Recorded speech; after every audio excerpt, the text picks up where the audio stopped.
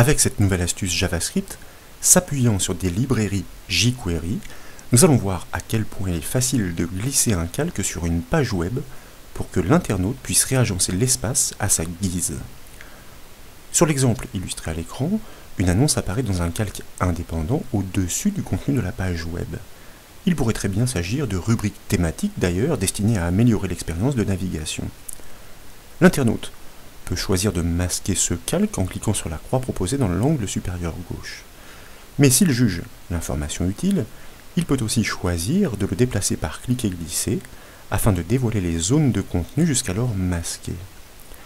Nous allons donc voir comment donner vie à la fameuse technique du drag and drop sur une page web par le code JavaScript exploitant des librairies jQuery. Pour la démonstration de cette nouvelle astuce, nous proposons d'appuyer l'étude sur des sources existantes offrant notamment une page web déjà structurée. Comme toujours, ces sources sont offertes au téléchargement depuis le site bombash.fr. Vous le verrez, la décompression livre le fichier de la page web. Il est nommé index.html. Il est accompagné de ses ressources dans les sous-dossiers. Les feuilles de style sont hébergées par le sous-dossier CSS, tandis que les librairies jQuery sont stockées dans le sous-dossier JS. Ces librairies sont essentielles. Ce sont elles qui offrent les méthodes à implémenter pour produire ces effets magiques, comme celui du drag and drop que nous allons mettre en place. Elles se nomment donc respectivement jQuery 1.12.4 et jQuery UI. À la racine du dossier de décompression, désormais je vous invite à double-cliquer sur ce fichier index.html pour l'ouvrir dans le navigateur web par défaut. Nous débouchons sur une page web semblable à celle de la démonstration. Le calque d'une annonce est effectivement positionné au-dessus du contenu, le masquant en partie. Mais à ce stade, si vous tentez de déplacer ce calque par clic et glisser, rien ne se produit encore. En revanche, vous pouvez le masquer en cliquant sur sa petite croix en haut à gauche. À la racine du dossier de décompression de nouveau, cette fois je vous invite à cliquer droit sur ce fichier index.html pour choisir dans le menu contextuel de l'ouvrir avec un éditeur comme le Notepad++. Nous accédons ainsi à la structure HTML de la page et en tête de code, vous notez certes les références aux feuilles de style, mais aussi et surtout aux librairies jQuery, celles que nous avons découvertes dans le sous-dossier JS.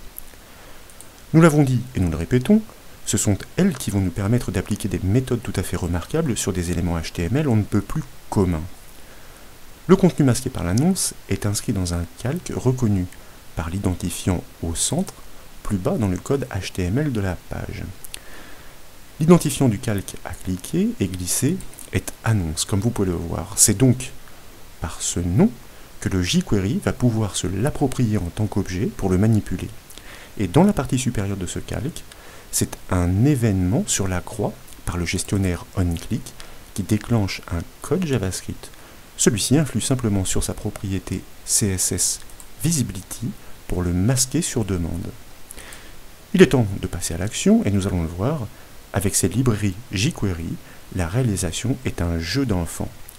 Dans la section de script qui est déjà disponible, en bas de la page HTML, et bien tout simplement, je vous propose de saisir quelques instructions ensemble, en commençant par un alias jQuery, le $. Nous ouvrons une parenthèse pour pouvoir déclarer cette fonction jQuery. Cette fonction qui n'attend pas de paramètres, donc nous ouvrons et fermons la parenthèse. Ensuite, nous prenons soin, bien entendu, de la borner avec les accolades ouvrantes et fermantes, le point-virgule pour, alors pas tout de suite bien sûr, la parenthèse fermante de notre fonction embarquée par le jQuery, et ensuite bien sûr le point-virgule pour ponctuer la syntaxe. Et dans les bornes de cette fonction, eh bien, nous allons de nouveau utiliser cet alias jQuery, le $, de manière à pouvoir prendre possession, comme nous l'avons dit, d'un élément HTML reconnu par son identifiant que nous devons spécifier entre guillemets et préfixer d'un sharp ou d'un dièse si vous préférez, nous l'avons dit. Il s'agit du calque d'identifiant annonce, c'est lui qui doit être cliqué et glissé pour qu'il puisse être déplacé à la guise de l'utilisateur et grâce aux librairies jQuery que nous avons référencées en tête de code, eh bien nous allons pouvoir appeler une méthode tout à fait particulière, joggable, donc avec deux parenthèses, puisqu'il s'agit d'une méthode et nous ponctuons notre syntaxe avec un point-virgule. Elle porte bien son nom. Elle permet donc d'allouer des propriétés à ce calque annonce de manière à ce que le drag and drop soit disponible sur cet objet. Pour résumer donc, eh bien vous voyez, c'est tout. Il nous reste encore à vérifier, certes, mais c'est effectivement avec une futilité déconcertante que nous pouvons allouer de telles propriétés à un calque HTML, donc grâce à ces librairies jQuery.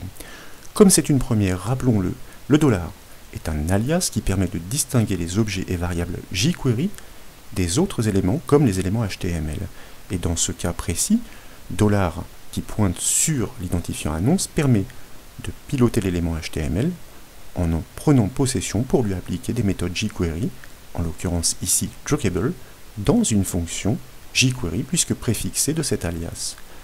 Je vous propose donc d'enregistrer les modifications et puis, naturellement, de basculer sur le navigateur web, ensuite d'enfoncer la touche F5 du clavier pour rafraîchir la page, de manière à ce que nos modifications JavaScript jQuery soient prises en compte. Et désormais, constatez-le, eh bien, vous pouvez cliquer et glisser le calque de l'annonce vers la droite pour le déplacer. Il ne faut certes pas s'en saisir par la partie supérieure, ce qui aurait pour effet de le masquer en raison du code JavaScript qui est déclenché au clic.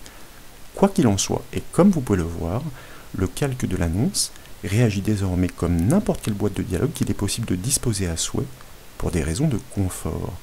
Et pour cela, c'est une simple méthode jQuery qui a conféré les propriétés nécessaires au calque pointé. Certes, dans ce contexte, les librairies que nous embarquons sont trop lourdes et mériteraient d'être épurées.